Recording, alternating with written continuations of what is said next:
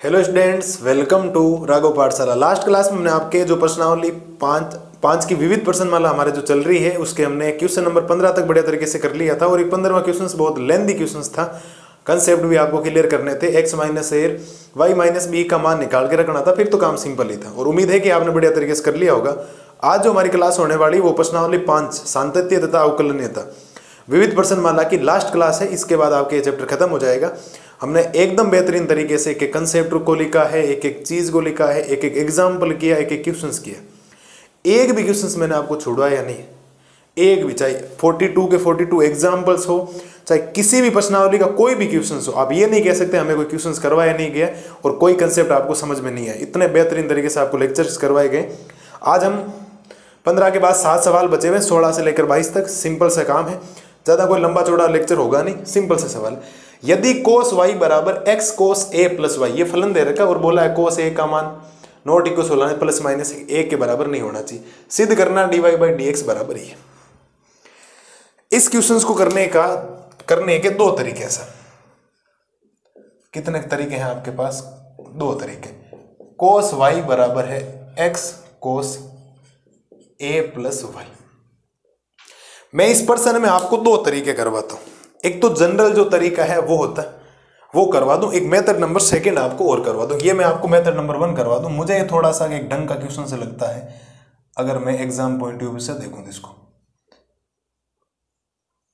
यहां मैं आपको मेथड नंबर 1 करवा देता हूं, जो हम बेसिक सा काम करते हैं। मेथड नंबर 2 क्या होगा? वो एक शानदार मेथड है, सिंपल सा मेथड, उसको मैं बता दूंगा आपको। ठीक है, तो यहां तो अब मेरे हिसाब से कोई दिक्कत होनी नहीं चाहिए। सीधा आपको अवकलन करना है, तो आप लिखेंगे differentiate with respect to x, क्योंकि एक्स के रेस्पेक्ट में d y by d x निकालना। थोड़ा सा त्रिकोणमिति का यूज करना, काम हो जाएगा आपके लिए। चलिए सर, कोस वाई का अवकलन करेंगे तो माइनस का साइन वाई आएगा, और वाई का एक्स के सापेक्ष हमेशा ही d y by d x होता है बराबर।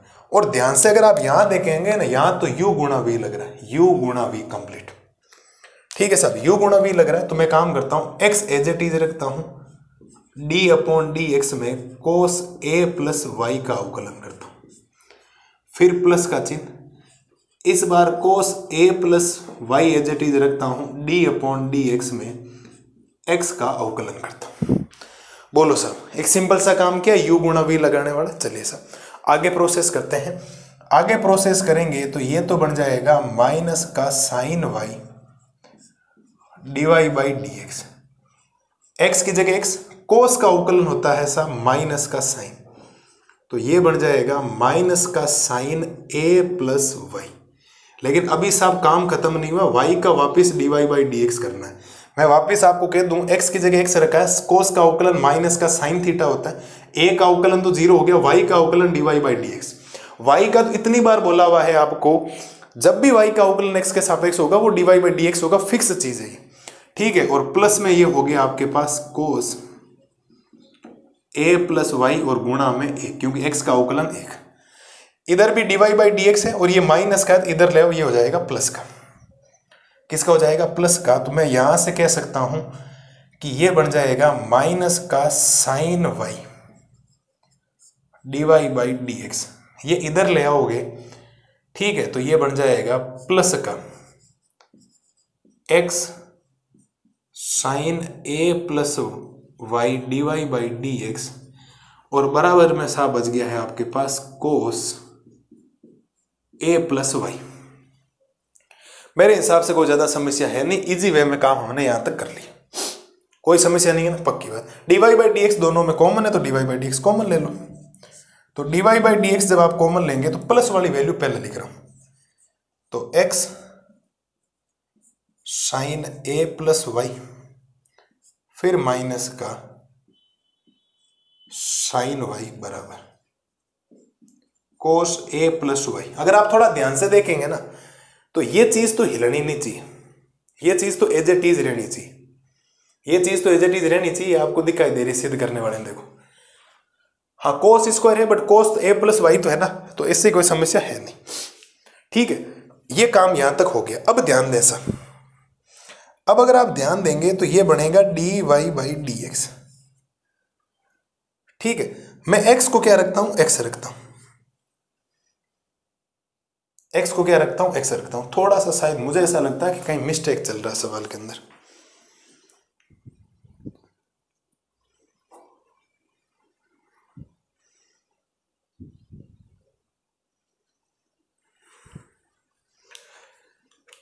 ठीक है, मिस्टेक तो नहीं है, एकदम सही है यहाँ तक। तो अब एक काम करता हूँ, यहाँ से आपको क्या एक्स की जरूरत है नहीं उसके अंदर dy बाई डी एक्स में, तो मैं क्या करता हूँ यहाँ से dy बाई डी एक्स लिखता हूँ और इस x की वैल्यू निकालने की कोशिश करता हूँ।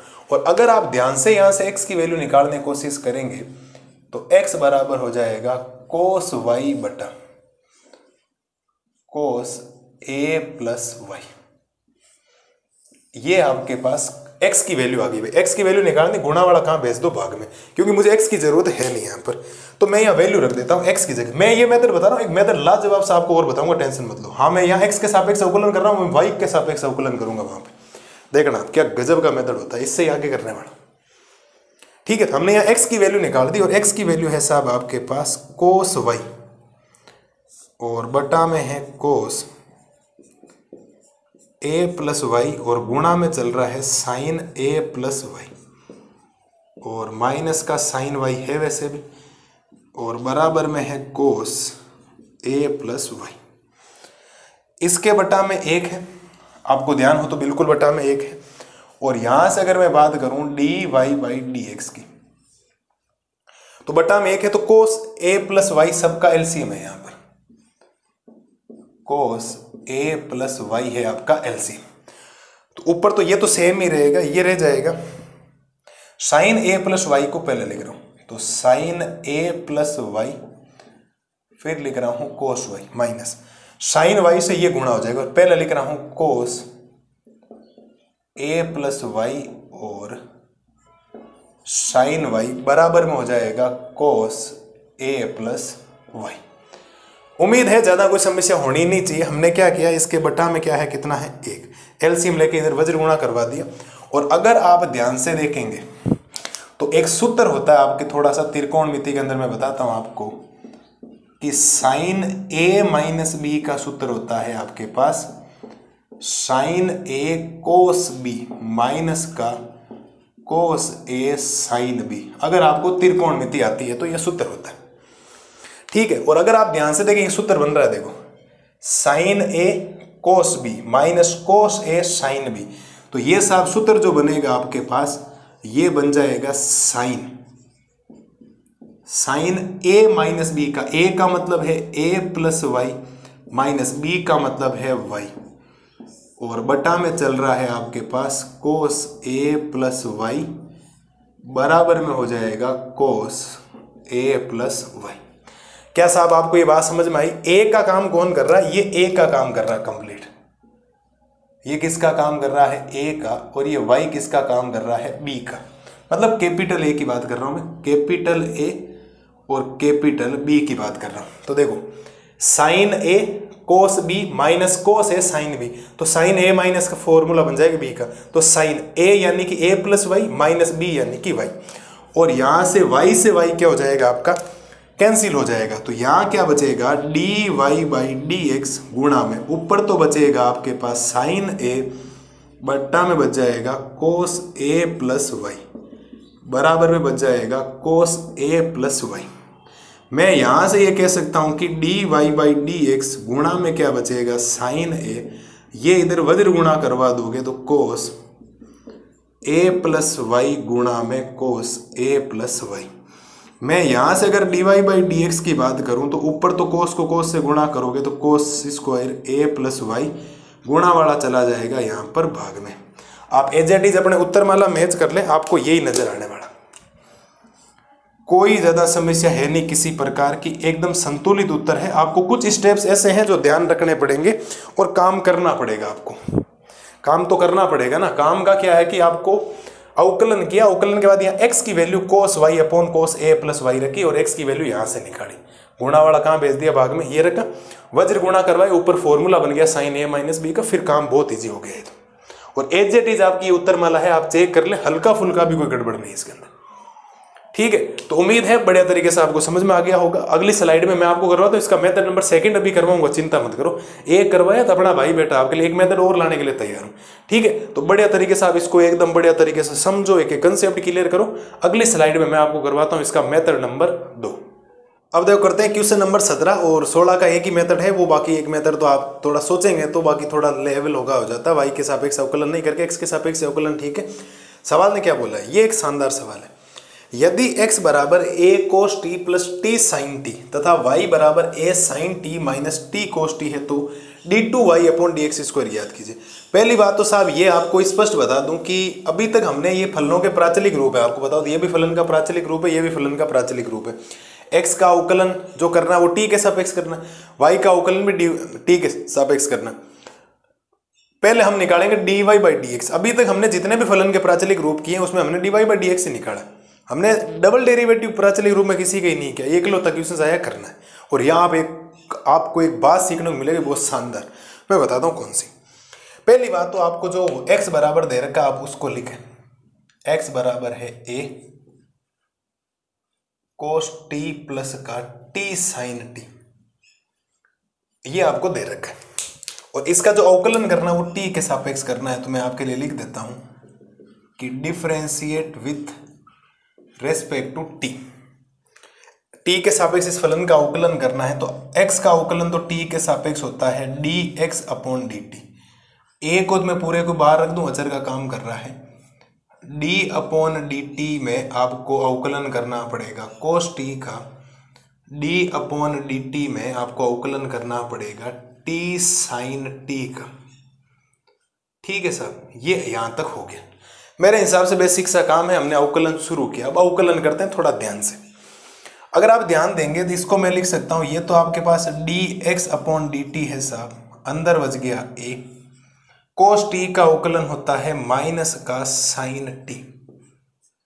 ये बात तो समझते हो? ठीक है साहब, लेकिन यहां अवकलन सीधा नहीं होगा, यहां अवकलन होगा u गुणा v से। देखो एक t है एक sin t है, तो दो फलन हो गए यहाँ पर, एक तो t हो गया और एक sin t हो गया। इसका अवकलन कैसे होगा? इसका अवकलन होगा साहब t सेम रहेगा, d अपॉन dt में आपको sin t का अवकलन करना पड़ेगा। मैं एक एक बात लिखता हूँ बेसिक, हमेशा एक बार जब आप समझे तो हमेशा पूरी बातें लिखें, फिर आप शॉर्टकट में फटाफट कर देंगे t सेम को sin का अवकलन, sin सेम t का अवकलन, तो हो जाता है। ऐसा कोई ज़्यादा दिमाग वाला काम है नहीं है। तो sin t प्लस, इस बार मैं sin t को एज इट इज रख रहा हूँ साहब, और d अपॉन dt में मैं अवकलन करना चाह रहा हूँ t का। तो उम्मीद है प्रत्येक लाल और लाली को बात समझ में आ जानी चाहिए। cos t का अवकलन मैंने कर दिया, u गुणा v है तो t as it is sin t का अवकलन, sin t as it is t का अवकलन। यहां से अगर बात करेंगे तो dx अपॉन dt बराबर ये बचेगा a, यहां बच जाएगा माइनस का sin t प्लस का, t as it is sin t का अवकलन होता है cos t प्लस का, ये बन जाएगा sin t। शायद इसको तो मैं केवल और केवल sin t लिखूं तो भी ठीक है, क्योंकि t का t के सापेक्ष, जिसके सापेक्ष जिस फलन का अवकलन करते हैं उसका एक होता है। जैसे x का x के सापेक्ष एक होता है, वैसे t का t के सापेक्ष कितना हो जाएगा सब एक हो जाएगा, और माइनस का t और प्लस का t हो जाएगा कैंसिल, और फाइनल जो dx अपॉन dt बनेगा आपके पास वो बन जाएगा a, और अंदर क्या बच गया है t cos t। पहली बात तो ये बताओ मेरे शेर और शेरनियों को ये बात समझ में आई या नहीं है यहां तक वाली? बाकी बात हम बढ़िया तरीके से आगे कर लें, कोई समस्या नहीं है मेरे को, तो एकदम धीरे धीरे चल रहे हैं, एक एक कंसेप्ट आपके लिए क्लियर हो रहा है। बोलो साहब, यहां तक कोई समस्या नहीं है ना? चलिए अब मैं थोड़ी सी बात करता हूं y की। y में जो फलन दे रखा है वो है a, अंदर है आपके पास sin t माइनस का t cos t, ये आपको y का फलन दे रखा है। तो साहब इसका अवकलन भी x के साथ t के सापेक्ष ही होगा, बिल्कुल सर। तो यहां से आपके पास आएगा differentiate with respect to t, इस फलन का आपको करना है t के सापेक्ष अवकलन। तो y का तो t के सापेक्ष होता है dy बाई dt, a बार आपका रह जाएगा, और d अपॉन dt में आपको sin t का अवकलन करना पड़ेगा, फिर माइनस है, और d अपॉन dt में आपको t cos t का अवकलन करना पड़ेगा। क्या आप ये मेरी बात समझ गए हो साहब? बिल्कुल। कैलकुलेशन करते हैं तो d y by d t आपके पास बनेगा, ए तो पूरा अचर का काम कर रहा है तो बाहर रहेगा। साइन टी का अवकलन आप सब लोग जानते हैं साहब कोस टी होता है, फिर माइनस। यहां वापिस गड़बड़ है, यहां सीधा अवकलन नहीं होगा, यहां होगा u गुणा v से। ये u है, ये क्या है, v है। तो आपका t एज इट इज रहेगा, पहले माइनस है तो पूरा ब्रैकेट बनाओ क्योंकि माइनस अंदर जाने पर चिन्ह चेंज करता है। तो इस बार मैं t को सेम रख रहा हूं, d अपॉन डी टी में कोस टी का अवकलन करूंगा, फिर प्लस कोस टी को सेम रखूंगा, d अपॉन डी टी में t का अवकलन कर रहा हूं। ठीक है, ये पूरा ब्रैकेट। शायद इस बात से सारे सहमत हैं। t as it is cos t का अवकलन, कोस टी एज इट इज t का अवकलन। तो फाइनल मेरे पास जो dy बाई डी टी बनेगा साहब वो बनेगा a की जगह a, ये बनेगा कोस टी माइनस t की जगह t और कोस t का अवकलन हो जाएगा माइनस का साइन t, और प्लस में ये तो मैं कोस t कहूंगा इसको क्योंकि यहां दिक्कत है नहीं, क्योंकि t का अवकलन 1 हो जाता है। यहां से मैं अगर dy बाई डी टी की बात करूंगा तो a की जगह a रहेगा, ये बनेगा कोस टी, माइनस अंदर जाएगा तो माइनस माइनस तो हो जाएगा प्लस का t sine t, plus minus हो जाएगा माइनस का कोस टी, प्लस का कोस टी माइनस का कोस टी कैंसिल, तो d y by d t बराबर ये बच जाएगा ए टी और साइन टी। मेरे हिसाब से प्रत्येक लाल और लाली को ये बात भी एकदम बढ़िया तरीके से समझ में आ जानी चाहिए कि सर वाई का अवकलन भी हम निकालने में एकदम सक्षम है, बढ़िया तरीके से। पक्की बात है ना, कोई समस्या नहीं है ना, पक्की बात है ना। थोड़ी सी जगह का रहेगा तो मैं जगह थोड़ी सी एडजस्ट करता हूँ आपके लिए। ये हो गया बिल्कुल। अब मुझे चाहिए d y by d x, क्योंकि मुझे तो डबल डिफरेंशिएट चाहिए। तो मैं अगर d y by d x निकालूंगा उसका फॉर्मूला सबको बताया कि d y upon d t का अवकलन नीचे, d x upon d t का अवकलन नीचे। ये तो फलनों के प्राचलिक रूप में सबको आपको आता है कि वाई वाले का अवकलन ऊपर रहेगा, एक्स वाले का अवकलन नीचे रहेगा। जब मैं d y by d x की बात करूंगा तो d y by d t की वैल्यू है आपके पास ए टी साइन टी, और d x upon d t की वैल्यू है आपके पास ए टी और कोस टी। ए टी से a t cancel, d y by d x अगर बात करेंगे sine t upon cos t आपका बन जाता है कौन सा, टेन टी। ठीक है, यहां तक कोई समस्या आपको होनी, ठीक है, यहां तक तो दिक्कत है नहीं। D y by d x हमने निकाल लिया है आपके पास टेन टी। ठीक है, मैं थोड़ा सा इसको बड़ा लिखता हूँ, आपको दिखाई दे या नहीं दे। तो यहाँ पर ये है आपके पास टेन टी आ गया। मेरे हिसाब से कोई दिक्कत है नहीं। हमने जो d y by d x है, क्योंकि हमें चाहिए d two y upon d x square, मतलब हमने अवकलन का क्या करना है, अवकलन पुनः एक्स के सापेक्ष अवकलन करना है। तो फलनों के प्राचलिक रूप में पहले आपको d y by d x निकालने के लिए ये फॉर्मूला होता है। तो हमने पहले d y by d t d x upon d t निकाला, d y by d t निकाला। अब मेरे को इसका अवकलन करना पड़ेगा वापिस। तो आप लिखेंगे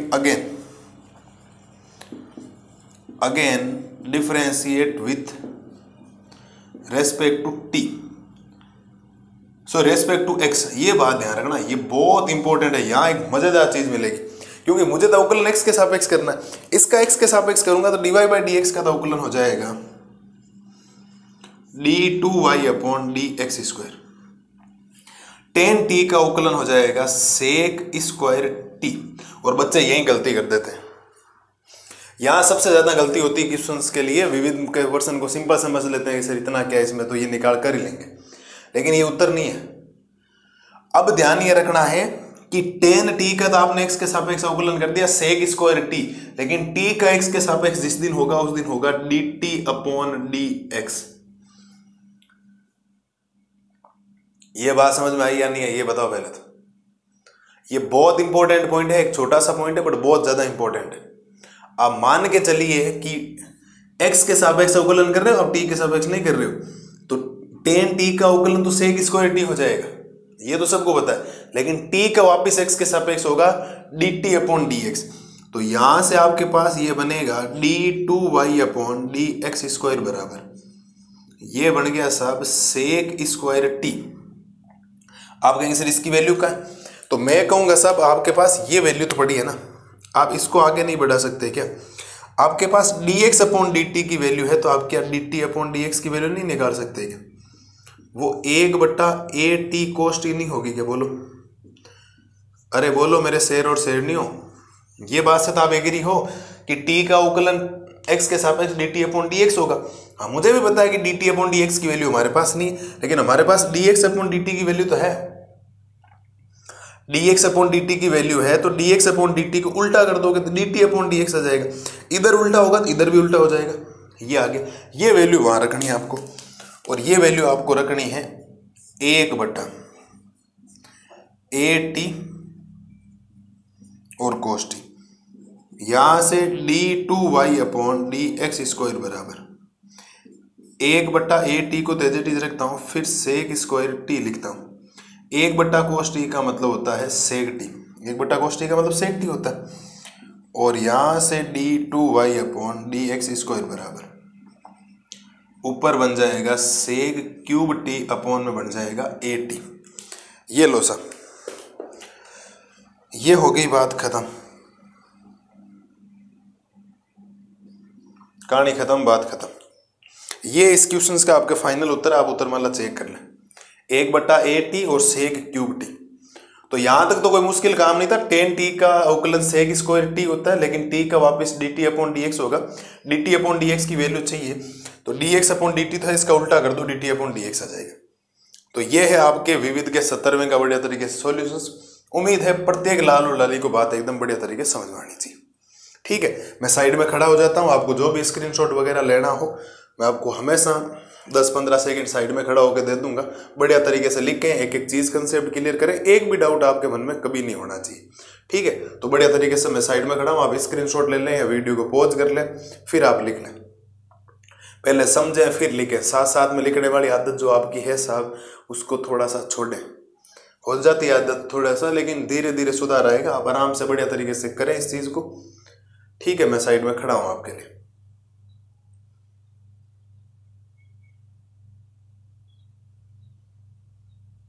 ठीक है, बढ़िया वीडियो पॉज कर लो, स्क्रीनशॉट ले लो और ले लिया होगा और बढ़िया तरीके से लिख लेना। ठीक है, बढ़िया तरीके से आप क्वेश्चन नंबर 17 को लिखो, फिर मैं अगली स्लाइड में आपको करवाता हूँ क्वेश्चन नंबर 18।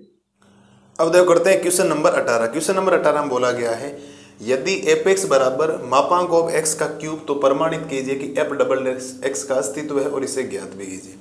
कि अगर मापांक ऑफ एक्स है, क्योंकि मापांक का मतलब होता है दो फलनों में टूटेगा, क्या इसका अस्तित्व है या नहीं। अस्तित्व मतलब होता है दोनों बार अगर टूटेगा, एक बार 0 से बड़े और एक बार 0 से छोटे मान के लिए, तो दोनों का उत्तर सेम आता है या नहीं आता। माइनस प्लस का भले फर्क, क्योंकि उसको हम मापांक लगा सकते हैं। ध्यान दें, एक छोटा सा क्वेश्चन आया आपके सामने और बड़ा सिंपल सा सवाल है। आपके सामने है एफ एक्स बराबर मापांक ऑफ एक्स क्यूब। ये दो भागों में टूटेगा। कितने भागों में टूटेगा? दो भागों में। एक बार तो एक्स क्यूब में टूटेगा, एक बार माइनस का चिन्ह आएगा, क्योंकि एक बार प्लस का चिन्ह आता है और एक बार माइनस का आता है। प्लस का कब आता है? यदि एक्स की वैल्यू 0 या 0 से बड़ी होगी, यदि एक्स की वैल्यू 0 से छोटी होगी। अब ये 0 कहाँ से आए, और आप सबको बता रखा है मापांक में जो भी वैल्यू होती है उसको 0 के बराबर कर दो। मापांक में जैसे अगर मापांक अंदर होता x - 1 तो इसको 0 के बराबर करते, तो यहाँ x का मान कितना आता? 1 आता। तो फिर 1 या 1 से बड़े मान के लिए प्लस देता और 1 से छोटे मान के लिए माइनस देता। ये सारी बातें हमने 5.1 के अंदर इतनी बेहतरीन तरीके से कर रखी है जिसकी कोई सीमा नहीं, हमने बहुत शानदार तरीके से। ठीक है सब, तो हमने यहाँ इसको दो भागों में तोड़ दिया। अब दो भागों में तोड़ दिया तो हम यहाँ पर केस नंबर 1 लगा रहे हैं।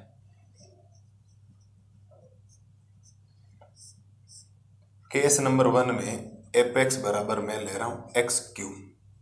पहले फलन एक्स क्यूब ले लेता हूं, और एक्स के सापेक्ष अवकलन करना, डबल एक्स करना, पहले डिफरेंशिएट विथ। तो आप लिखेंगे differentiate with respect to x. X के सापेक्ष इसका अवकलन करना है, तो एफ एक्स का अवकलन क्या होगा? F dash x. X cube का क्या हो जाएगा? 3x square. ये तो समझ गए ना, घात आगे आ जाएगी एक घात का। अभी एक बार अवकलन नहीं करना, डबल डैश है, तो आप लिखेंगे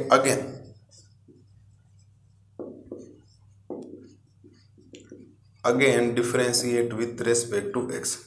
एक्स के सापेक्ष आपको पुनः अवकलन करना है सर। पुनः अवकलन करेंगे तो इसका हो जाएगा एफ डबल डैश एक्स बराबर, ये हो जाएगा 3 और एक्स स्क्वायर का अवकलन हो जाएगा 2x। एक 3 का 3, एक्स स्क्वायर का अवकलन 2x। तो यहां से एफ डबल डैश एक्स बराबर आ जाएगा 6x। कितना आ जाएगा साहब? 6x।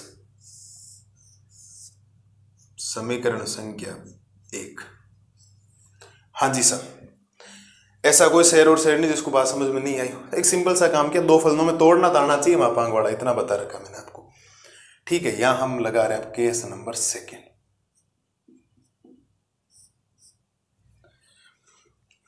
केस नंबर सेकेंड में आपको दे रखा है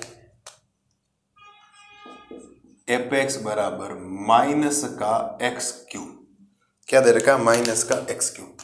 तो आप लिखेंगे differentiate with respect to x. X के सापेक्ष अवकलन करने पर तो एफ एक्स का अवकलन तो हो जाएगा एफ डैश एक्स, माइनस की जगह माइनस एक्स क्यूब का अवकलन हो जाएगा 3x स्क्वायर। सारे सहमत हो इस बात से? बिल्कुल सब। पुनः अवकलन करेंगे तो आप लिखेंगे again differentiate with respect to x. X के सापेक्ष आपको करना है पुनः अवकलन, तो एफ एक्स का तो हो जाएगा f double dash x minus 3 as it is रहेगा एक्स स्क्वायर का अवकलन 2x होता है। तो यहां से एफ डबल डैश एक्स बराबर ये आ जाएगा माइनस का 6x। माइनस का क्या आ जाएगा साहब? 6x। आप कहेंगे सर एक में प्लस आया और एक में माइनस आया तो अस्तित्व कैसे हुआ? मैं बताता हूँ क्यों हुआ।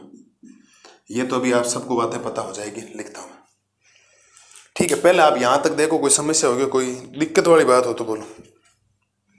ठीक है, दोनों समीकरणों से उत्तर आए हैं तो आप लिखेंगे अतः एफ डबल डैश एक्स का अस्तित्व है।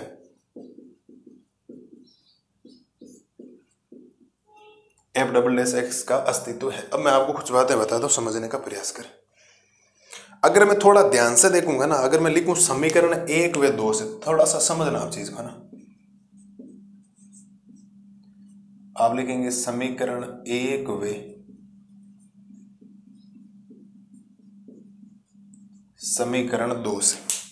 समीकरण 1 व 2 से आपको जो एफ डबल डैश एक्स मिलेगा ना, वो मिल जाएगा 6 फिर मापांक ऑफ एक्स। मैं बताता हूं ये क्यों मिला, आप समझने का प्रयास करना सर। ये उत्तर है, ये अगर आपको इसे ज्ञात भी कीजिए, ये है ज्ञात करने वाला उत्तर।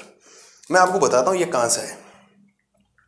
एक बात बताओ साहब, ये जो मापांक है ना, कभी ना कभी तो दो भागों में टूटेगा ही टूटेगा। तो जिस दिन प्लस एक्स में टूटा, एक बार टूटेगा माइनस एक्स में। प्लस में कब टूटेगा? 0 से बड़े मान के लिए या 0 के बराबर। और माइनस में कब टूटेगा? 0 से छोटे मान के लिए। ये तो सारे समझते हो आप लोग। जिस दिन आपने प्लस एक्स लिया उस दिन एफ डबल डैश एक्स बराबर आएगा 6x। ये रहा। जिस दिन मापांक की जगह माइनस एक्स लिया, 6 गुणा माइनस एक्स, माइनस का 6x। ये रहा। तो यही है उत्तर, इस बात का ध्यान रखना।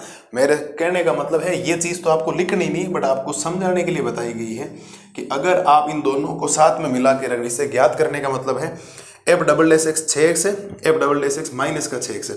अतः एफ डबल डैश एक्स का अस्तित्व है। क्यों? माइनस केवल और केवल ये कह रहा है कि ये जो x है वो मापांक के अंदर लिखा हुआ, 6 तो दोनों में कॉमन हो गया। ये जो x है वो मापांक के अंदर लिखा हुआ, जिस दिन वो मापांक टूटेगा, दो भागों में बंटेगा, एक बार प्लस का चिन्ह देगा और एक बार माइनस का देगा। ये मापांक दो बार भागों में टूटेगा, एक बार प्लस का दे रहा है, एक बार माइनस का। प्लस का देगा तो 6x, माइनस का देगा तो माइनस का 6x, और जो आपके सामने लिखा।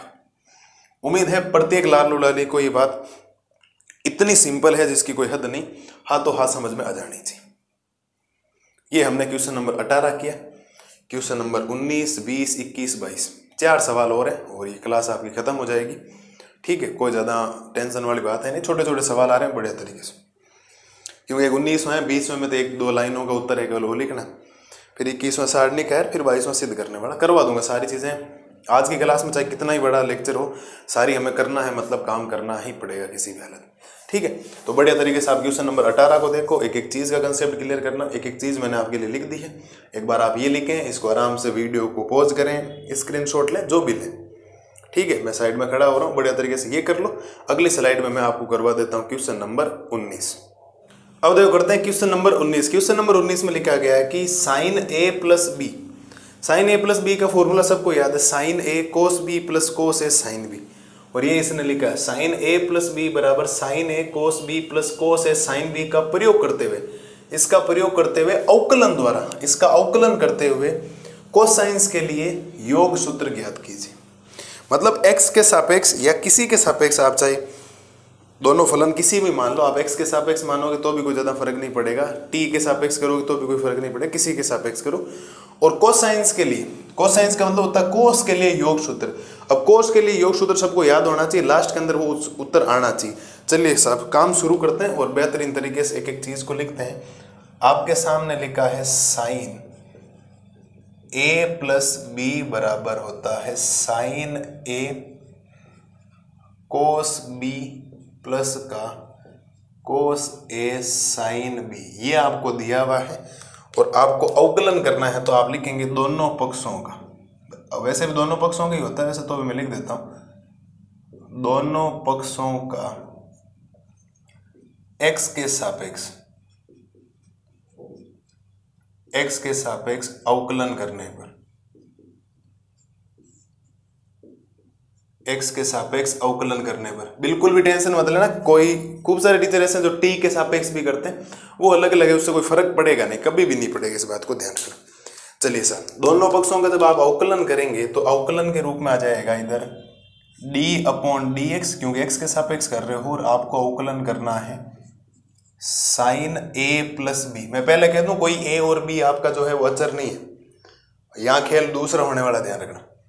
बराबर में ये हो जाएगा d/dx में आपको अवकलन करना पड़ेगा साइन a, किसका अवकलन करना पड़ेगा साहब, साइन a गुणा में है आपके पास कोस b प्लस अवकलन करना पड़ेगा आपको कोस a और साइन b का।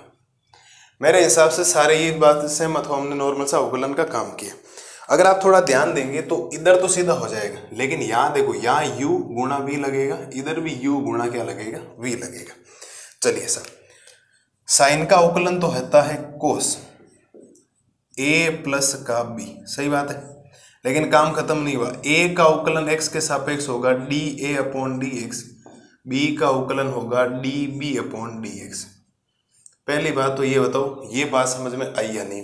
मैंने पहले ही बोला a और b कोई अचर नहीं, कोई बात ऐसी नहीं बोली हुई है, तो a का अवकलन वापिस होगा, b का भी होगा। तो पहला काम हुआ, एंट्री हुई साइन की तरफ से, तो साइन का अवकलन होता है कोस a प्लस b, और कोस का योग सूत्र लाना, मतलब ये चीज तो आपको चाहिए।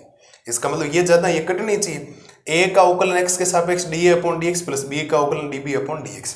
अब जब आप यहाँ u गुणा v लगाएंगे तो मैं एक काम करता हूं, इसमें साइन a को एज इट इज रखूंगा और d/dx में कोस b का अवकलन करूंगा, सही बात है ना, u गुणा v यही तो होता है। फिर प्लस कोस b रखूंगा मैं एज इट इज, d/dx में मैं अवकलन करूंगा साइन a का, सही बात है। ये देखो ये एज इट इज, इसका अवकलन प्लस ये as it is sine a का अवकलन। वैसे ही काम अगले वाले में होने वाला, plus cos a as it is रख रहा हूं, d/dx में साइन b का अवकलन कर रहा हूं, ठीक है साहब, बिल्कुल। और प्लस इस बार साइन b को एज इट इज रख रहा हूं और d/dx में कोस a का अवकलन कर रहा हूं, ठीक है। Cos a as it is sine b का अवकलन plus sine b as it is cos a का अवकलन। तो ये तो जो बात चल रही है उसको चलने ही दें आप, कोस a प्लस b और गुणा में चल रहा है आपके पास dA/dx प्लस का dB/dx, ये चीजें चल रही। अवकलन करें सर, अवकलन करेंगे तो ये तो हो जाएगा साइन a, कोस b का अवकलन होता है माइनस का साइन b, सही बात है, लेकिन b का वापिस अवकलन dB/dx। भाई कोस b का अवकलन माइनस का साइन b, लेकिन b का अवकलन dB/dx, ठीक है सर, प्लस का, और ये हो जाएगा cos b as it is sine a का अवकलन कोस a, साइन a का अवकलन कोस a, लेकिन a का वापिस अवकलन dA/dx, ठीक है, plus cos a as it is sine b का अवकलन होता है कोस b और b का अवकलन dB/dx, plus sine b as it is cos a का अवकलन होता है माइनस का साइन a और a का अवकलन dA/dx। Very very important line चली है, ध्यान रखना। मैं वापस कहता हूँ, साइन a का साइन a, कोस b का अवकलन माइनस का साइन b, तो b का वापिस dB/dx, plus cos b as it is sine a का अवकलन कोस a और a का वापिस dA/dx। Cos a as it is sine b का अवकलन कोस बी, साइन बी का अवकलन कोस बी, बी का वापस d b upon d x plus sine b की जगह साइन बी कोस ए का अवकलन माइनस का साइन ए और ए का डी अपॉन डी एक्स। मेरे हिसाब से कोई ज़्यादा समस्या होनी नहीं चाहिए। अगर आप थोड़ा सा ध्यान से देखेंगे तो ये तो बनेगा कोस ए प्लस बी और गुणा में है d a upon d x plus का d b upon d x, ये चल रहा है बराबर। आप ध्यान दें थोड़ा सा साहब, मैं कहना क्या चाह रहा हूँ, आप पहले तो D a upon d x वाली वैल्यू को पकड़ें। अगर आप D a upon d x वाली वैल्यू को पकड़ेंगे तो D a upon d x की वैल्यू एक तो ये है और एक D a upon d x आपके पास ये है। समझने का प्रयास करना, सेम वैल्यू को मैं पकड़ने की कोशिश कर रहा हूँ। और अगर आप इसमें और इसमें ध्यान से देखेंगे तो D a upon d x दोनों में कॉमन है, तो मैं D a upon d x ले रहा हूँ कॉमन। और मैं जैसे ही कॉमन लूंगा तो इधर तो बचेगा, देखो कोस ए को पहले लिख दूं मैं, तो कोस ए फिर लिख दूं कोस बी। भाई यहां से कह रहा हूं D a upon d x common लिया तो कोस ए प्लस कोस बी, लेकिन यहां तो चिन्ह माइनस का आएगा तो माइनस का, फिर मैं लिख दूं साइन ए और ये बच जाएगा साइन बी। तो उम्मीद है प्रत्येक लालो लाली को ये बात तो समझ में आ जानी चाहिए कि मैंने इन दोनों को सेम लेने की कोशिश की है। यहाँ D a upon d x है तो दोनों में से D a upon d x common लिया, तो इधर तो पहले लिख दिया। भाई कोस बी कोस है तो उसको कोस बी लिख दिया, क्या फर्क पड़ रहा है। प्लस माइनस क्या होता है, माइनस होता है। अब साइन बी साइन ए लिखो या साइन है साइन बी लिखो, एक ही बात है। ये चीज़ तो यहाँ तक होगी। अब थोड़ा यहाँ ध्यान देना सर, एक यहाँ पर और एक यहाँ पर, ये दो वैल्यू, इसमें भी देखो d b upon d x common है तो मैं प्लस का लेता हूँ, d b upon d x का कॉमन लेता हूँ। ठीक है, तो ये तो माइनस के बाद में लिखूं, पहले प्लस वाले लिख दूं। प्लस वाली वैल्यू क्या है, कोस ए कोस बी माइनस फिर साइन ए साइन बी।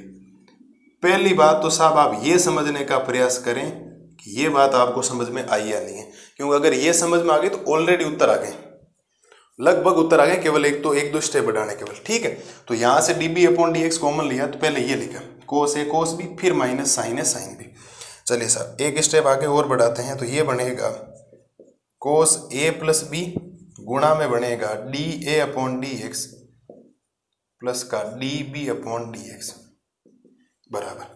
अब आप थोड़ा ध्यान से देखोगे ना, ये है प्लस का चिन्ह, यहाँ पर किसका चिन्ह है, प्लस का चिन्ह है। मैं लिख रहा हूं, एक मिनट, किसका चिन्ह है, प्लस का। इस प्लस के इधर और इस प्लस के इधर ये दोनों वैल्यू सेम है, देख लो। तो मैं वापस इनको कॉमन ले रहा हूं, तो यहां से कॉमन आ जाएगा कोस ए कोस बी माइनस का साइन ए साइन बी, ये आ गया है सब कॉमन। अब यहां से ये कॉमन आ गया पीछे तो ये बचेगा D a upon d x, बिल्कुल सब, फिर प्लस ये कॉमन आ गया पीछे, क्या बचेगा, d b upon d x. हो गया यहां तक, कोई समस्या नहीं, पक्की बात है ना। इससे और इससे ये हो जाएगा कैंसिल और आप साबित कर देंगे कि sir cos a plus B बराबर, इधर बचा है कोस ए कोस बी माइनस का साइन ए और साइन बी। और यही कोस ए प्लस बी का सूत्र होता है। बच्चों के दिमाग ज़्यादातर रहता है कि सर यहाँ प्लस है तो यहाँ प्लस नहीं आया, नहीं, वो साइन के अंदर आता है। कोस में उल्टा होता है, माइनस वाले में प्लस आता है, प्लस वाले में क्या आता है, माइनस आता है। और आप चेक कर लें, यही कोस ए प्लस बी का सूत्र होता है, कोस a cos B minus sine a sine B, और कोस ए माइनस बी का कोस a cos B plus sign a sine B. ये आप विशेष तौर पर बात ध्यान रखना सर। उम्मीद है कोई प्रकार की ज़्यादा समस्या नहीं। आपको अवकलन करना है, ए और बी को बच्चे भूल जाते हैं, लेकिन ए और बी का अवकलन होगा सर। ठीक है, ए और बी का अवकलन विशेष तौर पर ध्यान रखें, होगा। अवकलन के बिना काम चलेगा नहीं। आपने किया काम और बढ़िया तरीके से आप एकदम आराम से इसका स्क्रीनशॉट लो, चाहे वीडियो पॉज करो, आपको लिखना है और आपको समझना है कि स्टेप किया क्या। एक बार जब मैं पूरा समझा दूं उस समय बढ़िया तरीके से समझे, फिर एक बार मैं जब साइड में खड़ा हूं तो आप उस वीडियो को पॉज करें और समझे कि स्टेप चला क्या। क्योंकि फिर अगर बात उधर से उधर निकल गई ना, फिर मतलब नहीं रहे। बाकी एक एक चीज़ लिखी हुई है मैंने कि एक्चुअल में काम मैंने किया क्या। ठीक है, तो ये है आपके 19वें का उत्तर। कोई ज़्यादा मुश्किल काम है नहीं। ये लो सब, साइन का दे रखा था, कोस का सूत्र भी व्युत्पन्न कर दिया। अभी तक तो हमने 11वीं में रटा होगा कि हाँ इसका सूत्र होता है कोस ए प्लस बी का और कोस ए माइनस बी का, सिद्ध भी हो गया। ठीक है, तो ज़्यादा कोई मुश्किल काम है नहीं। सेम वैल्यू कैंसिल होगी और बाकी ये बच गए। और ये तो मैंने पहले बोला था कैंसिल होना चाहिए, क्योंकि मुझे तो कोस ए प्लस चाहिए, कोस ए प्लस बी, क्योंकि योग के लिए उत्तर लाना, तो ये आ जाएगा। कभी कोई बोल दे कोस ए माइनस बी है तो किसका सूत्र आ जाएगा, माइनस वाले का आ जाएगा, कोई फर्क नहीं पड़ेगा उसमें, वो मस्त तरीके से आप कर सकते हो, ज़्यादा उसमें हेडेक वाली बात किसी प्रकार की नहीं होती। तो ये कोस ए प्लस बी का सूत्र है, आप सबको याद होना चाहिए, यही होता है, और सीधे हमने कर दिया। तो उम्मीद है प्रत्येक लालो लाली को बढ़िया तरीके से क्वेश्चन समझ में आया होगा, एक एक चीज़ का कंसेप्ट क्लियर हुआ होगा। मैं वापस साइड में खड़ा हूँ, वापस स्क्रीनशॉट ले लें अगर किसी ने नहीं लिया, लिख के एक एक चीज़ समझें, एक एक काम आपको करना है, ठीक है। प्रश्नावली एंडिंग की ओर है, खूब समय हो गया, 1 महीने से ज़्यादा हो गया, हमने एक एक चीज़ का कंसेप्ट बहुत शानदार तरीके से क्लियर किया, ऐसा कोई डाउट नहीं है जो आप कर रहे हैं। एक एक एग्जाम्पल, एक एक नोट्स, एक एक थ्योरी की चीज़ें हमने सारी लिखी, ठीक है। तो बढ़िया तरीके से आप इसका सॉल्यूशंस देखो एकदम शानदार तरीके से। अगली स्लाइड में मैं आपको करवाता हूँ क्वेश्चन नंबर 20। अब देखो करते हैं क्वेश्चन नंबर 20। क्वेश्चन नंबर 20 में बोला गया है कि क्या एक ऐसे फलन का अस्तित्व है जो प्रत्येक बिंदु पर सतत हो किंतु केवल 2 बिंदुओं पर अवकलनीय हो, अपने उत्तर का औचित्य भी दीजिए। ये सवाल आपको याद रखना है, एक पॉइंट आपको एक फलन लिखना है, मैं आपके सामने लिख देता हूँ और पूरी बात आपके सामने लिख दूंगा। आपको एक फलन याद रखना है एफ एक्स बराबर, ऐसे खूब सारे फलन है लेकिन आप ये ध्यान रख लेना, मापांक of x plus x minus 1 का मापांक। ये एक ऐसा फलन है सब, ये एक ऐसा फलन है जो प्रत्येक बिंदु पर तो सतत है लेकिन x बराबर 0 और x बराबर 1 पर क्या नहीं है, अवकलनीय नहीं। आप जांच करेंगे तो आपको लग जाएगा, और ऐसे हमने सवाल किए। आप लिखेंगे चूंकि दिया गया फलन, चूंकि दिया गया फलन प्रत्येक बिंदु पर, वैसे भी x बराबर 0 पर है, मैं ऐसे लिख देता हूं, दिया गया फलन x बराबर 0 तथा x बराबर 1 पर संतत है, लेकिन x बराबर 0 तथा x बराबर 1 पर x बराबर 1 पर अवकलनीय नहीं है। ये इसका उत्तर है, आपको ध्यान रखना, थोड़ा सा आप 2-3 बार प्रैक्टिस करेंगे तो काम हो जाएगा। मैंने दिया x बराबर 0 लिखा, आप तो दिया गया फलन प्रत्येक बिंदु पर संतत है, ध्यान रखना। इसके लिए प्रत्येक बिंदु के लिए आप कोई भी बिंदु लेके चेक करोगे हर बार वही उत्तर आएगा, लेकिन ये अवकलनीय नहीं है x बराबर 0 और x बराबर 1 पर। और x बराबर 0 कहाँ है, इसको 0 के बराबर करोगे, इसको 0 के बराबर करो, x माइनस 1 बराबर 0, तो x का मान 1 आ जाएगा। बिल्कुल सिंपल सा सवाल है, बहुत रेयर चांस है कि ऐसा कोई सवाल आपसे एग्जाम पूछा जाए, तो भी ध्यान रखना जरूरी, मेरा काम है बताना आपको। अब 2 सवाल और बचे, 21 और 22। 21वां बहुत छोटा सा है, 22वां सिंपल है, ज़्यादा कोई मुश्किल काम होगा नहीं, ठीक है। तो बढ़िया तरीके से आप इसको ध्यान नहीं रखें, एक फलन याद कर लें, ज़्यादा इसमें माथापच्ची वाला काम है नहीं। और ऐसा सवाल आपके प्रश्नावली 5.2 हमने की थी ना, उसका 9वां 10वां सवाल है अवकलनीयता की जांच करने वाला। अवकलनीय नहीं, आप चेक कर लेना, ये दोनों फलन वही है, वहाँ से ही लिया मैंने। अगर आपके रिविजन किया हो दिमाग में आगे होंगे सारी बात। और ये मापांक तो फलन वैसे भी क्या होता है, संतत ही होता है प्रत्येक बिंदु पर, ये बातें लिखवा रखी है, मापांक फलन संतत फलन होता है। भाषा पढ़ना आप कभी, उदाहरण पढ़ना, उदाहरण में सारी बातें आ रखी है। 5.1 के जो 20 उदाहरण थे ना, शानदार उदाहरण थे, उसमें सारी चीज़ें क्लियर हो जाती है कि आपके चैप्टर क्या कह रहा है। भाषा बहुत कम होती है, उदाहरणों से समझाना चाह रहा है, ये भाषा आपकी, ठीक है। तो उदाहरण नंबर 20 का क्वेश्चन नंबर 20 का ये बढ़िया तरीके से सॉल्यूशन से ध्यान रखें, आपको फलन ध्यान रखना, ठीक है। बढ़िया तरीके से ये करो। अगली स्लाइड में करवाता हूँ क्वेश्चन नंबर 21। अब देखो करते हैं क्वेश्चन नंबर 21। क्वेश्चन नंबर 21 में बोला गया है यदि y बराबर, ये सारणिक नहीं है क्या, आपको सर सारणिक कैसे आगे संतत और अवकलनीय, एक बढ़िया सा क्वेश्चन दिया, बढ़िया है, थोड़ा सा सीखने को मिलेगा आपको। यदि y बराबर f x g x h x l m n a b c हो तो सिद्ध कीजिए f dash x d g dash x h dash x, ये होता है। चलिए सब सिंपल सा सवाल है, ज़्यादा कोई आपको जितना दिखने में ऐसा लग रहा है ना भूत की तरह, वैसा ऐसा भूत है नहीं, ध्यान रखना। y बराबर काम तो आपको करना पड़ेगा, ये है साहब एफ एक्स, इधर लिखा हुआ है जी एक्स, इधर लिखा हुआ है h x, l m n a b और सी। हाँ जी सर, कोई समस्या यहाँ तक, लेकिन यहाँ इसका सीधा अवकलन नहीं कर सकते। पहले आपको सारणी का क्या करना पड़ेगा, प्रसार करना पड़ेगा। और प्रसार शायद समझते, मैंने नाम बोलते ही आपको समझ में आ जाना चाहिए कि मैं R1 से क्या कर रहा हूँ, R1 से प्रसार करने पर। R1 का मतलब समझते हैं ना, सारणिक भूल तो नहीं गए ना, प्रसार करना, ठीक है। ज़्यादा 0 होते थे वहाँ से करते, लेकिन यहाँ तो 0 का कोई काम है नहीं, तो R1 से प्रसार करोगे तो ये तो हो जाएगा y बराबर, तो पहले तो आएगा एफ एक्स फिर आपको याद होता है ऐसा कुछ बताया था, फिर माइनस का जी एक्स, फिर आपको बताया ऐसा करना, फिर प्लस का एच एक्स, फिर आपको ये करना है। अरे बात समझ में आई या नहीं आई? हमेशा चिन्ह कैसा होता है, plus minus plus, minus plus minus, plus minus minus, plus minus minus, minus plus minus, plus minus plus. याद है ना, या भूल गए सारणी को? अभी इतना जल्दी मत भूलो ना भाई, अभी एग्जाम देना है ना, एग्जाम तक तो याद रख लेना उस चीज को। ठीक है, प्रसार कर दिया। अब प्रसार करने के बाद आप सबको पता है कि जिस पंक्ति में जो है इसको तो आपको भूलना पड़ेगा। जैसे सपोज दैट मैं एक बार बात कर लेता हूँ, इसको ऐसे भूलने का बोला जाता है, आपको याद है ना सारी चीज़ें? हाँ, याद करनी पड़ेगी भाई, ध्यान रखनी पड़ेगी। और इसको जब आप भूलेंगे ऐसे, तो यहाँ क्या बचेगा, एम एन बी सी। जब यहाँ आएंगे तो इसको भूल जाएंगे, तो फिर एल एन ए सी, फिर यहाँ भूल जाएंगे तो एल एम ए और बी।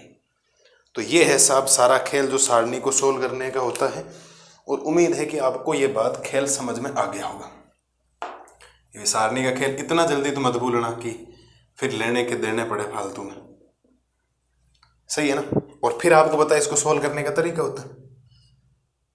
इसको सोल्व करने का तरीका ये, इसको सोल्व करने का तरीका ये, ऐसे वज्र गुणा होता है, ध्यान रखना। वज्र गुणा होके बीच में चिन्ह माइनस का आता है।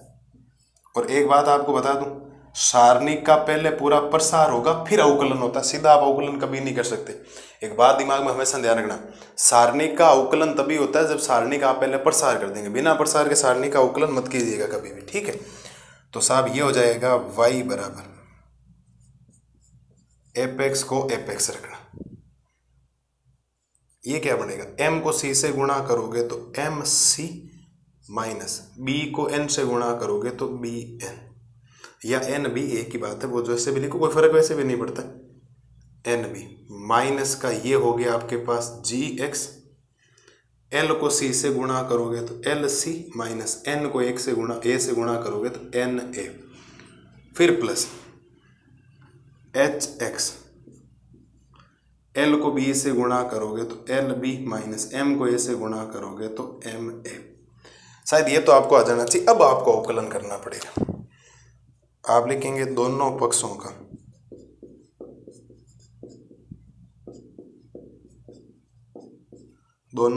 का x के सापेक्ष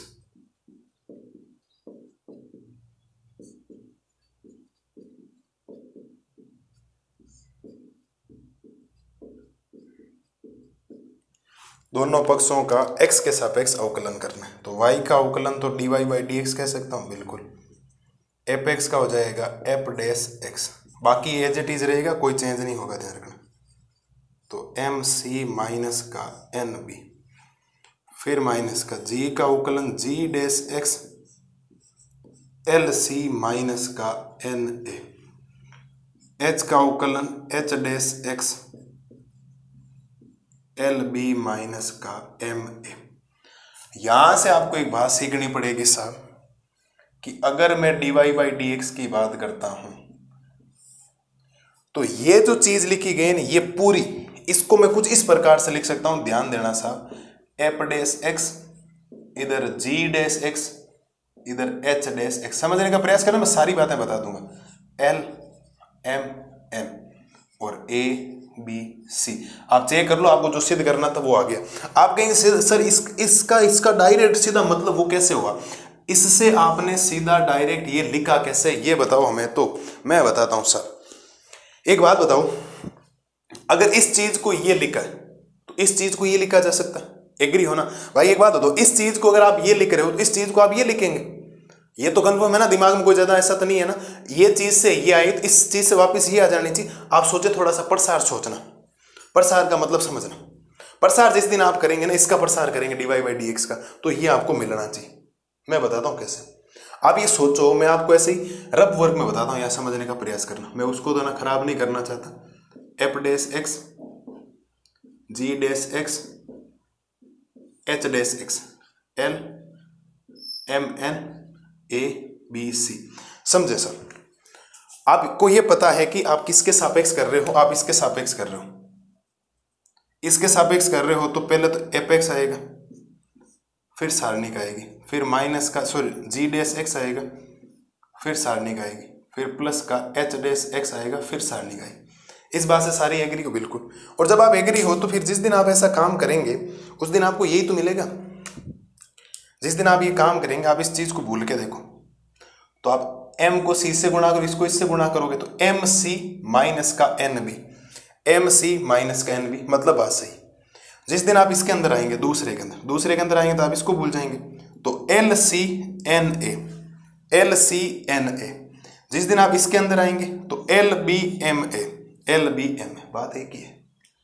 आप मतलब सारणिक का बिना प्रसार किए कभी भी अवकलन नहीं कर सकते सर, कभी भी अवकलन नहीं कर सकते आप किसी भी हालत में। तो मैं ये कह रहा हूं इस चीज का मतलब यही होता है, आप इसका प्रसार करके देख लो R1 से, ये चीज आपको मिलेगी। तो ये अवकलन हमने सिद्ध कर दिया। आप सोचो कितना सिंपल सा था। अवकलन हमेशा बिना प्रसार किए नहीं होता, ध्यान रखना। पहले प्रसार होगा फिर अवकलन, सीधा डायरेक्ट अवकलन ऐसे नहीं वाई बाई डी एक्स सीधा एफ डैश एक्स कर दो, इसको एज इट इज रख दो, लिया है सर, ये नहीं होता। ये गलत होता है कि आप सीधा अगर x के सापेक्ष अवकलन कर दिया, इस स्टेप के बाद सीधा ही आपने ये लिख दिया d y by d x f dash x g dash x h dash x. थोड़ा दिखाना पड़ता है भाई, ऐसे काम नहीं होता। ये सारी अचर की चीजें तो यू गुणा वी लगाओ, जीरो हो जाएगा, बाकी सीधा होता है। बाकी ये हो गया इनका अवकलन। और इस चीज का मतलब वही होता है, आप एज इट इज चेक कर लें, कोई समस्या नहीं है किसी प्रकार की। कोई ये नहीं कह सकता सर ये कैसा है, एकदम इजी वे में काम हो रहा है। इस चीज को आप वो लिख सकते हो और उसका प्रसार करके देख लो, आपको ये चीज मिलेगी।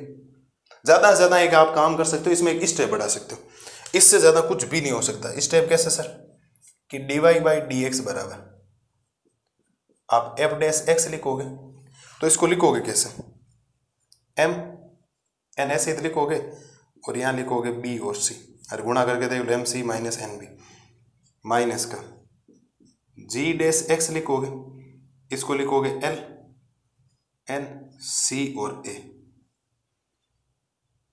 सी और ए नहीं, ए और सी, देख लो एल सी एन ए, फिर प्लस का एच डैश एक्स, तो एल एम ए बी। आप सेम चीजें चेक कर लें। आप जब प्रसार इसका ओपन करेंगे तो उस दिन सारी चीजें आपके लिए ये आ जाएगी, सारी चीजें, कोई ज्यादा दिक्कत वाली बात नहीं होगी। मैंने इसको एक स्टेप बढ़ा के लिख दिया, और इस स्टेप का मतलब यही होता है, क्योंकि यही होता है ऊपर वाली सारी चीजें जाएगी, फिर एल आएगा, एम आएगा, एन आएगा, फिर ए बी सी आएगा, और इसका प्रसार यही होता है। आप चेक कर लें। तो उम्मीद है प्रत्येक लालो लाली को बढ़िया तरीके से बात समझ में आ गई होगी, कोई समस्या रही नहीं होगी। और विविध प्रश्नावली 5वां चैप्टर सांतत्य और अवकलनीय था, एक लंबा चैप्टर था जो काफी दिनों से कर रहे हैं, वो खत्म की ओर चल रहा है। मैं साइड में खड़ा हूँ, बढ़िया तरीके से स्क्रीनशॉट लें, बढ़िया तरीके से रोकें, पॉज करें, कैसे ही करें, और 5 मिनट तक 5 सेकंड या 10 सेकंड तक सवाल को हमेशा देखें कि सवाल एक्चुअल में क्या रहा है। अगर आपको वो बातें समझ में नहीं आई ना, फिर मामला गड़बड़ कर देगा कि आपको ये कहाँ से कौन सी चीज कहाँ लिख दी है। वरना एक एक चीज आपके लिए लिखी गई, एक एक कंसेप्ट, पूरा सारणी को वापस समझाए, और सारणी कितना जल्दी भूलना नहीं। उम्मीद ही करता हूँ आप पीछे का रिवीजन हमेशा करते रहे होंगे और करते रहना चाहिए आपको। ठीक है, तो बढ़िया तरीके से इसको देखो, आराम से सॉल्यूशंस करो। एक सवाल और बचा आज की क्लास का, और 5 प्रश्नावली क्या हो जाएगी, खत्म हो जाएगी। अभी आप ये करो, अगली स्लाइड में करवाता हूँ क्वेश्चन नंबर 22। अब देखो करते हैं क्वेश्चन नंबर 22। क्वेश्चन नंबर 22 आपके आज की क्लास का लास्ट सवाल, और सांतत्य और अवकलनीयता क्या हो जाएगी आज आपके खत्म हो जाएगी। और प्रश्नावली का लास्ट सवाल कह रहा है यदि y बराबर e की घात a cos इनवर्स x हो तो दर्शाइए कि ये आपको चीज सिद्ध करनी। याद आ गया होगा, 5.7 प्रश्नावली की तरह है, डबल डेरिवेटिव है, करेंगे और काम करते जाएंगे, इजी वे में काम हो जाएगा। ठीक है, चलिए सब शुरू करते हैं इसको बढ़िया तरीके से, एक एक चीज लिखते हैं, और अगर ध्यान देंगे तो आराम से काम हो जाएगा। आपके पास y बराबर, स्टेप बाय स्टेप चलना, कोई गलती नहीं हो जानी चाहिए जल्दबाजी में, ये बात आप ध्यान रखना। y बराबर e की घात a cos इनवर्स x आपके सामने लिखा हुआ है। अवकलन याद करना है, क्योंकि मुझे देखो एक तो dy बाई डी एक्स चाहिए, एक d2y upon d x square चाहिए, तो ये आपके सामने आ जाएगा। तो यहां से तो आपको x के सापेक्ष अवकलन करना है, तो आप लिखेंगे differentiate with respect to x। x के सापेक्ष आपको इसका करना है अवकलन। तो y का अवकलन साहब होता है dy बाई डी एक्स बराबर d अपॉन डी एक्स में e a की घात कोस इनवर्स x का क्या करना है, अवकलन करना है। तो यहां से बनेगा dy बाई डी एक्स बराबर, पहली बात तो e की घात कुछ भी हो तो वही अवकलन होता है, e a की घात कोस इनवर्स x। ठीक है, समीकरण संख्या 1 दे दो, काम आएगा कहीं ना कहीं, लेकिन अभी काम खत्म हुआ नहीं। d अपॉन डी एक्स में वापिस आपको कोस इनवर्स एक्स का अवकलन भी करना पड़ेगा। क्या समझते हो भाई, बोलो। ई की घात ए कोस इनवर्स एक्स का ई की घात ए कोस इनवर्स एक्स, ई की घात कुछ भी हो सेम ही होता है, ठीक है सर। कोस इनवर्स एक्स का अवकलन वापिस होगा, ए का करने की जरूरत नहीं, ये तो अचर का काम कर रहा है। तो यहां से आप कह सकते हो साहब d y by d x बराबर ई की घात ए कोस इनवर्स एक्स, और कोस इनवर्स एक्स का अवकलन होता है साहब माइनस का 1 under root of 1 minus x square. हाँ जी सर, कोई समस्या हो तो बोलो साहब कि ये बात पल्ले नहीं पड़ी हमें, आराम से, कोई समस्या नहीं, ठीक है। चलिए सर एक काम करते हैं, थोड़ा सा सॉल्यूशंस करते हैं, इसको इजी बनाते हैं आपके लिए क्वेश्चंस को। D y by d x बराबर ऊपर माइनस हो जाएगा ई ए की घात कोस इनवर्स एक्स बटा में under root of 1 minus x square. बोलो सर कोई समस्या किसी प्रकार की। अब थोड़ा सा इसको अगर आप आगे बढ़ाएंगे तो आप इसको लिख पाएंगे साहब d y by d x बराबर, ध्यान देना इधर माइनस की जगह माइनस, इसको मैं वाई लिख सकता हूं, ई की घात ए कोस इनवर्स एक्स को मैं वाई लिख सकता हूं, सिंपल हो जाएगा। वरना आप सोचो अगर आपने अवकलन करने की कोशिश की तो ये क्वेश्चन बहुत लेंदी हो जाएगा, आप मान के चलिए इस बात को तो विशेष तौर पर। वरना अगर आप चाहो तो नहीं लिखो तो वाई मत लिखो, वरना वाई लिखने से मैं इसको वज्र गुणा करूं अवकलन करूं सेम चीज वो मिल जाएगी, उसमें रखने की जरूरत नहीं पड़ेगी, लास्ट के अंदर ये पूरा पैटर्न बन जाएगा। और अगर वाई नहीं रखोगे तो फिर क्या होगा कि u अपॉन वी लगाना पड़ेगा, वरना यहां लगाओ तो u गुणा वी लगा तो इसका अवकलन हम कर लेंगे, कोई दिक्कत नहीं। बट लास्ट के अंदर वो थोड़ा सा प्रॉब्लम करता है कि आपको लास्ट के अंदर तो लिखना ही पड़ेगा इसको, इसके बजाय मैंने क्या किया, यही काम किया। चलिए सर इसको मैंने y लिख दिया और बटा में है under root of 1 minus x square, और छोटा सा ब्रैकेट में लिख देता हूं समीकरण 1 से।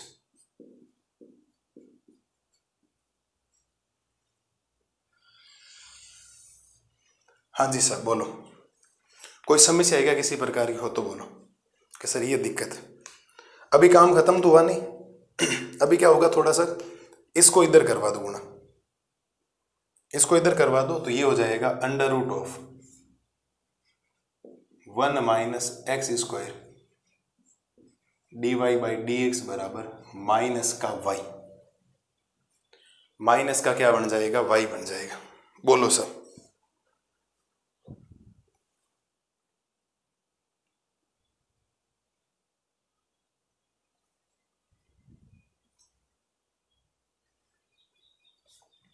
एक जगह मैंने शायद मिस्टेक कर दी है भाई आपके लिए, यहां पर मैं केवल कोस इनवर्स एक्स का अवकलन थोड़ी घात का पूरे का ही करूंगा, तो ये तो ए कोस इनवर्स एक्स बनेगा ना, पूरे का ही अवकलन होगा, तो ए का अवकलन तो एक ही हो जाएगा, बाहर रख रहा हूं ए, और यहां पर भी ए रहेगा भाई, ध्यान रखना।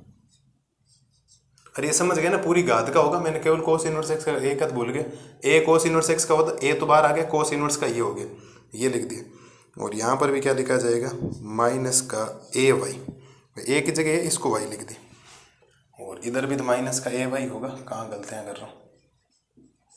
अब एक काम करो, एक काम ये हो सकता है आप दोनों पक्षों का वर्क कर दो, वर्क करने से क्या होगा ये रूट हट जाएगा, ताकि आपके क्या हो जाए इजी काम हो जाए। तो आप लिखेंगे दोनों पक्षों का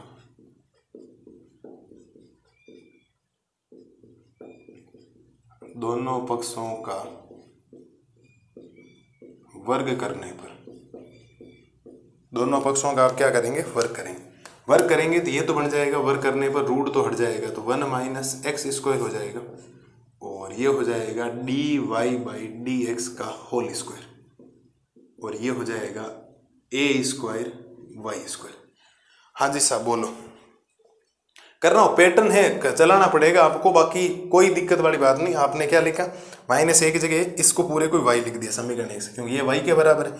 अब वज्र गुण रूट आप रख लो, वर्क करो ही मत, लेकिन फिर यू गुणा वी लगाओगे ना तो रूट का हालत खराब कर देगा, रूट का करो फिर ये। अब आपको वापस पुनः अवकलन करना पड़ेगा, तो आप लिखेंगे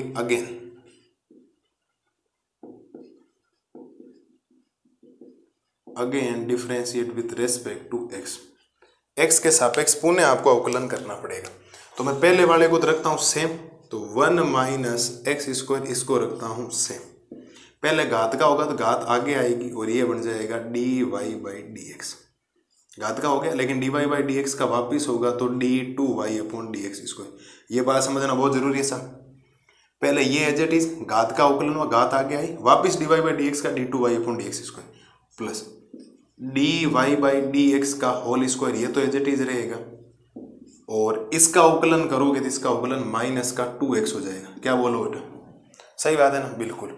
और उधर भी अवकलन होगा तो ए स्क्वायर तो एज इट इज रहेगा, वाई स्क्वायर का अवकलन पहले तो 2y होगा, फिर y का हो जाएगा dy बाई डी एक्स। ये इंपॉर्टेंट स्टेप, इसके बाद तो ऑलमोस्ट उत्तर आ जाएंगे। अभी आप देखना, ये एज इट इज घात का अवकलन, घात आगे आ गई, फिर इसका अवकलन d2y upon d x square plus, अब ये एज इट इज 1 की जगह 1, माइनस एक्स स्क्वायर का अवकलन माइनस का 2x, a square as it is y square का अवकलन 2y dy by d x. उम्मीद है ज्यादा कोई समस्या इसके अंदर है नहीं। अगर आप थोड़ा सा सिंप्लीफाई करेंगे तो मेरे ठीक है, यहां तो कोई ज्यादा समस्या होगी नहीं, वरना एक काम कर लो आप थोड़ा सा इसको, चलो सिंप्लीफाई करते हैं इसको, पहले इसको बढ़िया तरीके से लिखते हैं एक चीज को। तो 1 माइनस एक्स स्क्वायर जैसा है वैसा मैं थोड़ा माइनस प्लस को थोड़ा कर दूं, 2dy by d x d2y upon d x square plus का dy by d x, plus क्या माइनस हो जाएगा, ये तो प्लस माइनस माइनस हो गया, dy बाई डी एक्स का होल स्क्वायर 2x बराबर a square 2y dy by d x. अगर आप ध्यान से देखेंगे ना, इसके अंदर एक तो 2 कॉमन है, एक dy by d x common है पूरे सवाल के अंदर। देखो इधर भी dy बाई डी एक्स, इधर भी dy बाई डी एक्स है, तो 2 भी कॉमन है साथ में। तो यहाँ क्या बचेगा, यहाँ बचेगा देखो साहब 1 माइनस का एक्स स्क्वायर, ये तो कॉमन ले लिया, 2 भी कॉमन ले लिया, पीछे बच गया d2y upon d x square. थोड़ा आप अपने उत्तर के ऊपर गौर करना, 1 minus x square d2y upon d x square, ये आ गया देखो। फिर माइनस का 2 कॉमन ले लिया, x पहले लिख रहा हूँ, अब 2 घात में से एक घात कॉमन ले तो एक घात तो बचेगी, dy बाई डी एक्स, तो x dy by d x ये लाना, ठीक है, ये कॉमन ले लिया बराबर 2a स्क्वायर y और dy बाई डी एक्स। इसको थोड़ा सिंप्लीफाई करके आगे पीछे लिखा है। अब कुछ वैल्यूज कैंसिल हो रही है, ध्यान देना, 2 dy by d x, 2 dy by d x cancel, और थोड़ा सा अगर आप सिंप्लीफाई करेंगे तो मैं लिखने की कोशिश कर रहा हूँ आपके सामने कि 1 माइनस का x square d2y upon d x square minus का x dy by d x plus का ए स्क्वायर इधर आएगा माइनस का ए स्क्वायर वाई बराबर 0। आप अपनी उत्तर माला चेक कर लें, वहाँ ऊपर नज़र दौड़ा लें, आपको ये सेम टू सेम डिटो उत्तर मिल जाएगा। इससे सिंपल कोई मेथड नहीं है, बाकी अलग अलग मेथड हैं। आपको अगर कोई दिमाग में और आ रहा हो तो आप और तरीके से कोशिश करना।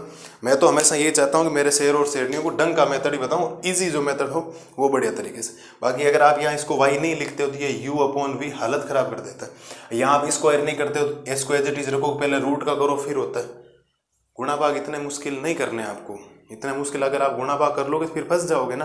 रूट का तो एक ही सॉल्यूशन होता है, आप स्क्वायर करो, स्क्वायर करने से वाई स्क्वायर हुआ, वाई स्क्वायर का अवकलन बिल्कुल सिंपल है, 2y dy by d x. पहले घात का कर दो फिर y का वापिस कर दो, तो कौन सा मुश्किल काम हुआ। यहाँ पर भी तो कौन सा मुश्किल काम हुआ था, घात का किया पहले, घात आगे आ गई, एज इट इज रहेगा, इसका वापिस कर दिया, बात खत्म। और कुछ कॉमन लिया आपके पास, अपने आप ही लास्ट के अंदर उत्तर बच गया। रही बात 2-3 बार प्रैक्टिस करेंगे, सारी चीजें आपके लिए पॉसिबल है। सारी चीजें जब आप अपने मन से काम करेंगे ना तो सब आप कर लेंगे, वो सारी चीजें हासिल कर लेंगे जो आपको मैथमेटिक्स में चाहिए।